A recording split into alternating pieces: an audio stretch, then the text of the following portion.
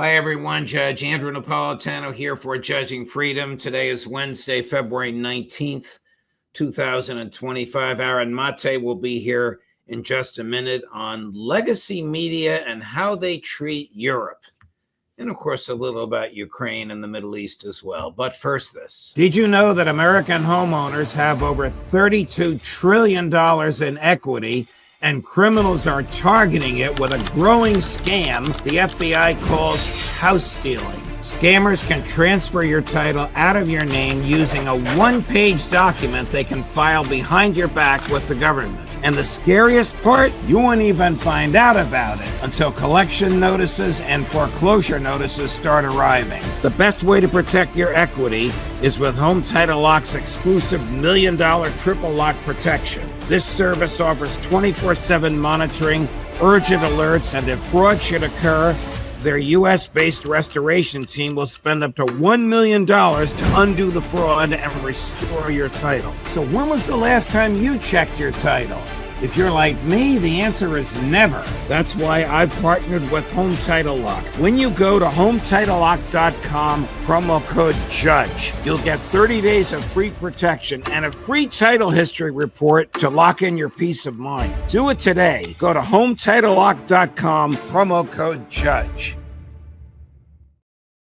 Aaron, welcome here. Before we get into what I know you have been communicating about this week, and a lot of us are concerned about the lame way that the American or Western press treats Europe. I did want to ask you some questions about the latest events, particularly words out of the mouth of President Trump when he said yesterday that Kyiv started the war against Russia.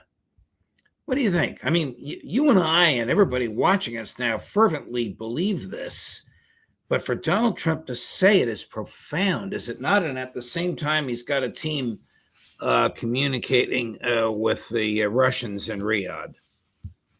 This is a major reversal of what we've been used to. It's been bipartisan policy for decades to basically fault Russia for everything in terms of the tensions between the U.S. and Russia, whether it's Ukraine or other issues. And now Trump is saying, actually, no, the story is not what we've been told. And when he's saying that Ukraine started this war, he didn't specify. But if you want to date back to the start of this war, you could, if you want to, look at when Russia invaded and pretend the history started there. But for people who actually care about context, history, being scrupulous with the facts, this really dates back to 2014 when there was a coup that the U.S. backed, a government that was overthrown with U.S. support. And then after that, a war began with U.S. encouragement when people in the east of Ukraine rebelled against that coup. That's when I think this war began. And that's what I assume, although I don't know for sure, that Trump was referring to. And certainly whoever started it, this war could have been resolved. And that's also what Trump has said, is that Zelensky let this war happen when he ignored the Minsk Accords prior to Russia's invasion, and then when he walked away from the deal that his own negotiators brokered with Russian counterparts in early 2022. So yes, this is causing obviously a huge outrage inside NATO states and NATO state media, because everybody has been in lockstep in basically ignoring the factual context that those of us who have been on the margins have been pointing out for a very long time. So it's just unprecedented that now you have the president of the United States acknowledging a fact that has been buried for so long.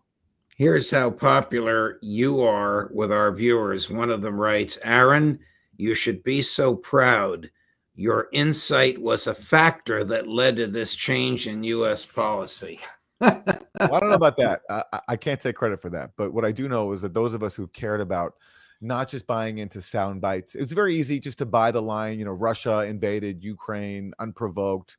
A lot of people went along with that. But, Right. A job of a journalist is to follow the facts, and that's what we tried to do.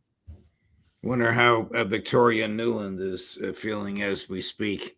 Well, let me comment on that, Judge, because Victoria Nuland's very important. People are forgetting here that there's a consequence when you weaponize the government to go after a major political candidate turned president and frame him as a Russian agent. And Ukraine, unfortunately, because of people like Victoria Nuland, got caught up in this. Recall, it was Victoria Nuland who first authorized the FBI to go meet with Christopher Steele to receive the so-called Steele dossier, a collection of Clinton campaign-funded conspiracy theories framing Trump as a Russian agent. Victoria Nuland and other colleagues in the Obama and then Biden White House then used Ukraine to push this conspiracy theory about Trump being a Russian agent. In early 2016, Ukrainian officials met with people from the DNC to try to advance the conspiracy theory that Trump and Russia were in cahoots. That led to Ukrainian officials, including one official who now serves as an advisor to Zelensky, leaking the so-called secret ledger showing that Paul Manafort had received all these illicit payments, which were likely a forgery. And these Ukrainian officials admitted they were trying to interfere in the election to help Hillary Clinton and hurt Donald Trump. John Brennan later revealed that Ukrainian intelligence officers were used to help frame Russia for hacking the DNC.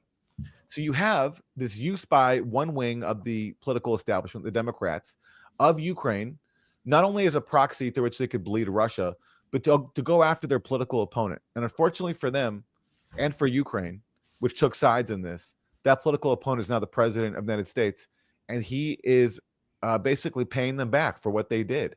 So this is not just about geopolitics, this is also partisan politics. And unfortunately, Ukraine was used in a really cynical way for that, and now they're paying the price. Here's what that political opponent said earlier today about President Zelensky and Ukraine. He said it on Truth Social. So Chris will put it up on the full screen and I'll read it. Think of it. A modestly successful comedian, Volodymyr Zelensky, talked the United States of America into spending $350 billion to go into a war that couldn't be won, that never had to start, but a war that he, without the U.S. and Trump, will never be able to settle. The United States has spent $200 billion more than Europe, and Europe's money is guaranteed while the United States will get nothing back. Why didn't sleepy Joe Biden demand equalization in this war? In that this war is far more important to Europe than it is to us. We have a big, beautiful ocean as separation. On top of this, Zelensky admits that half of the money we sent to him is, in caps and quotes, missing.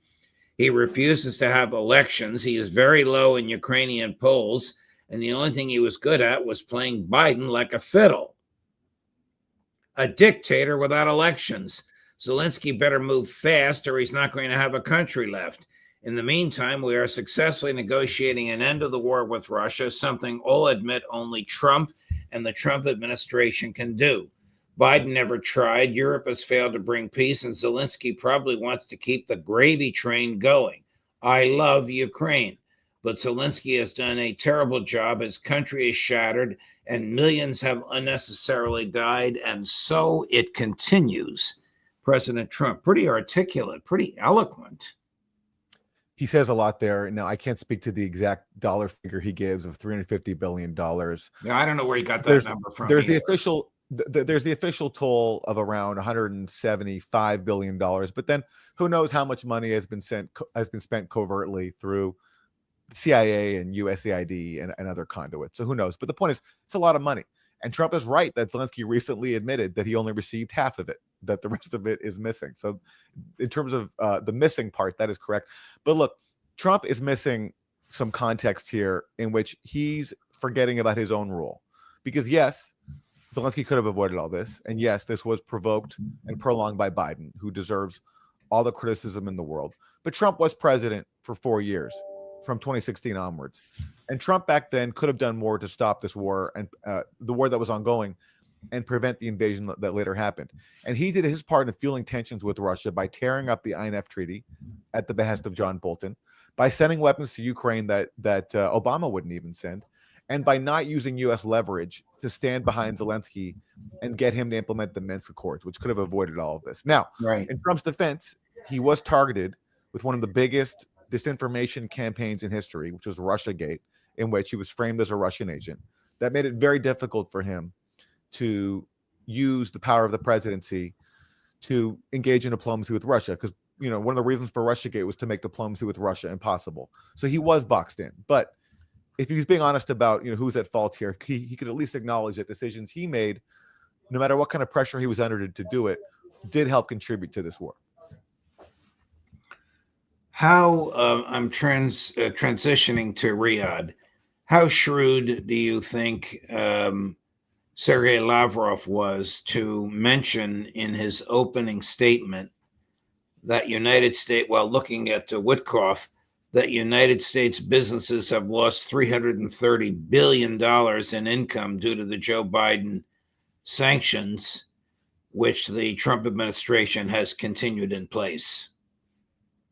Well, I agree with the general point that this U.S. policy of trying to cut off one of the world's largest and most powerful countries has been a disaster for everybody.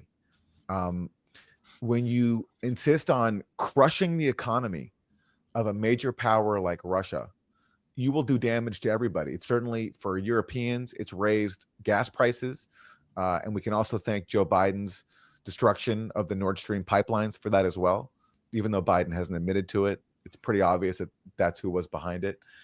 And certainly, I'm sure that U.S. corporations, in cutting themselves off from the Russian market under Biden's orders, have lost a lot of money too. And it speaks to this fallacy that the U.S. government has about respecting the free market when the U.S. is constantly intervening in economies for its own imperial ends. And so this effort to weaken Russia, and as Biden blurted out loud, to regime change Russia, because remember when Biden said early on after Russia invaded, for God's sake, this man cannot remain in power. Right. That was Biden admitting that his goal was regime change. So when you try to do that to a major power like Russia, everybody's going to pay the price. You think, taking a step back, Trump understands the role of the CIA in the 2014 coup and the role of the Obama State Department in that coup? He definitely understands the role of the State Department because he knows who was populating the State Department. That was Victoria Nuland. And he knows who Victoria Nuland is, someone who, in his own personal case, was taking part in the plot to frame him as a Russian agent. Right. Well, she testified against him. She did, and she's admitted to spending a lot of money on Ukraine, especially something like $5 billion to help spread democracy to Ukraine, which means to help destabilize the country and put it into the U.S. orbit. So I'm not sure what his level of awareness is. He made a statement last year or the year before, basically saying that the State Department had helped incite the Maidan coup. So he seems to be aware of that, and I wouldn't be surprised if he's aware of the CIA role too. Certainly, the fact that John Brennan was so actively involved in Ukraine when he was head of the CIA, and John Brennan was also actively involved in the plot to frame Trump as a Russian conspirator, I'm sure Trump can put these dots together. I'm going to go back to Riyadh. I want you to comment on this, Aaron. Here's Foreign Minister Lavrov. He's so articulate, saying what he thinks about Donald Trump, which is something that I'm sure pleased the president. Chris, cut number 16. Regarding President Trump's statements, you mentioned NATO expansion. He was the first, and as far as I know, still the only Western leader to publicly and loudly state that one of the root causes of the Ukraine situation was the push to bring Ukraine into NATO. No other Western leader has ever said this, but he has expressed this view multiple times. I base this on our conversation yesterday with Marco Rubio and Mike Waltz, the National Security Advisor. We were there with Yuri Ushakov. They are interested in removing artificial obstacles to potentially very promising and mutually beneficial projects. We have begun stepping back from the brink to which our relations were pushed by the Biden administration. But these are only the first steps. The atmosphere is positive and the intentions are good. We will see how the situation develops and what steps will be taken next. I misspoke. That was obviously today back in Russia. That was not yesterday in Riyadh, but you get the message of what he's saying. Yeah, I'd only correct him on one count. I don't think Trump is the only Western leader to link the war to NATO expansion. Jens Stoltenberg, who was the previous leader of NATO until recently, he said that the reason Russia went to war was to prevent more NATO on its borders. Right. Now, course, Well, Stoltenberg we're wasn't. smiling because that's against his own interest to say it, but he did say it. Yeah, exactly. Stoltenberg wasn't being critical of NATO in the way Trump was, but Stoltenberg did admit it. And yes, but Lavrov's right that Trump is the only Western leader to criticize this drive to include Ukraine in NATO, which so many top officials warned from the start would be a disaster. Among them was William Burns, the director of Biden's CIA. Back in the late 90s, you had a number of people like George Kennan, who were warning that expanding NATO eastward would lead to war.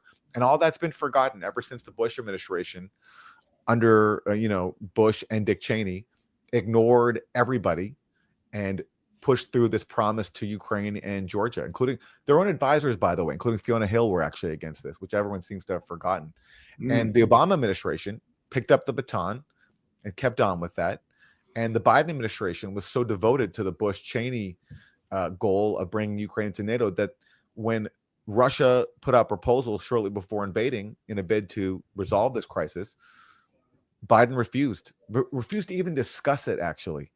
That's how devoted Biden was to provoking Russia. He refused to even discuss the issue of the invitation by NATO to Ukraine. So Trump is right to call this out.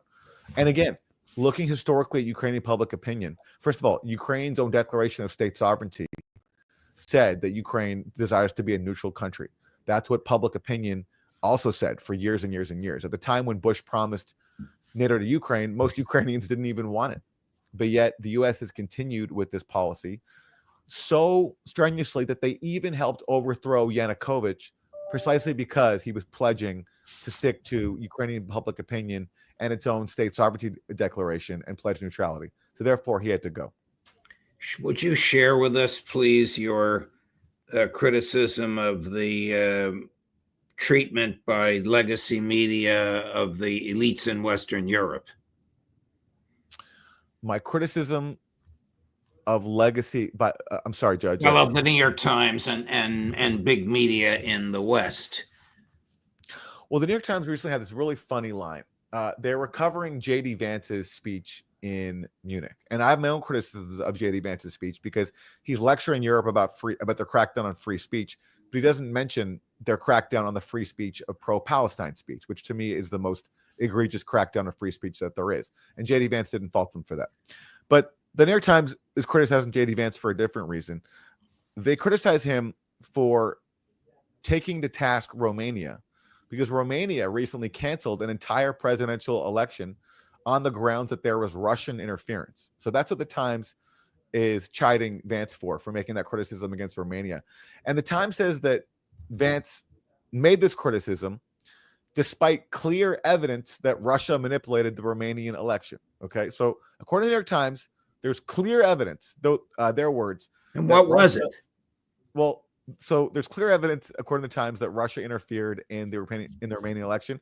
And so what do you learn when you click on the New York Times link that they attach to that sentence alleging clear evidence of Russian interference? Yeah. It's another New York Times article. And in that New York Times article, the Times admits that Romania released no evidence of Russian interference. So therefore, according to the New York Times editorial standards, if you're accusing Russia of interference, clear evidence can equal no evidence. Unbelievable.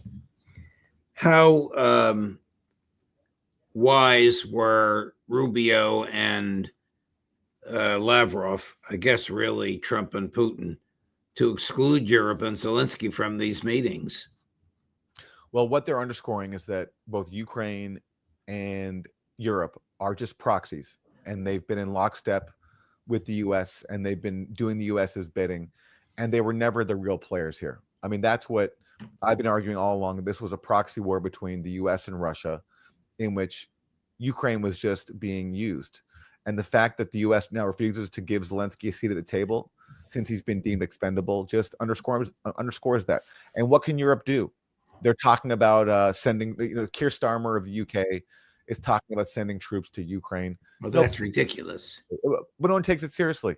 I believe there's a clip even of Lavrov laughing at a question about this because it's a joke, because everyone knows that the UK doesn't have the military capacity to make any difference at all against Russia. He just be inviting real damage to his own country.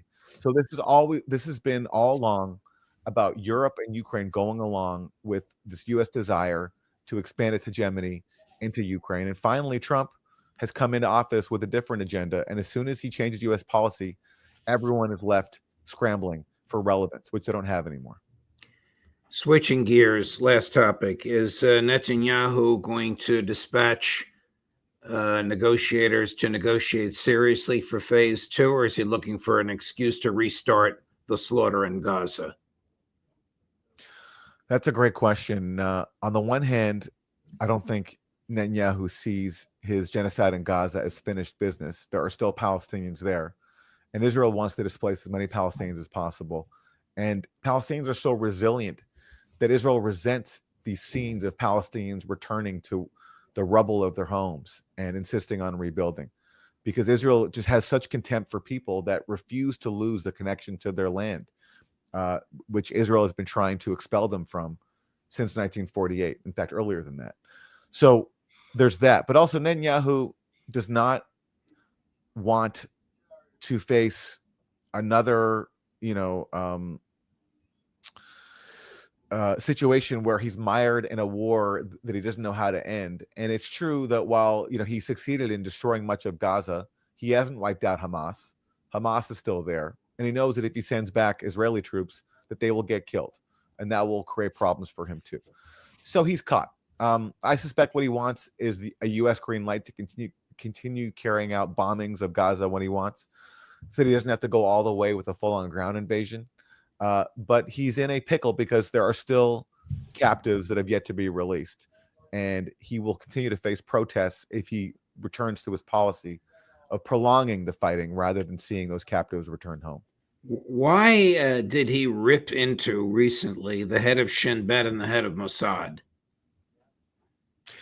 I apologize, I didn't catch that, but I suspect it has to do with he's been reminded by so many top officials that he could bring all the hostages home if he wanted to. He's had so many opportunities to do that. His former defense minister, Yoav Gallant, recently said that we could have had the same deal back many, many months ago that we have now.